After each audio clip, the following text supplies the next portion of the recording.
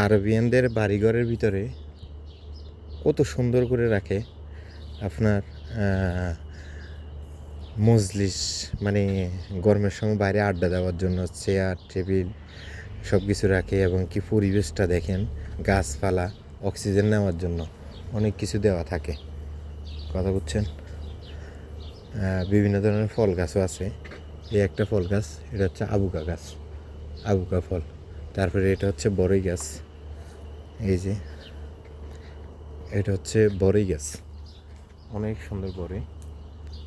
তারপরে এটা হচ্ছে খক বলি। তারপরে আম গাছ আছে, জাইতুন গাছ, তারপরে কি সুন্দর তাল গাছের মতো একটা গাছ আছে, এটার নাম জানি না আমি।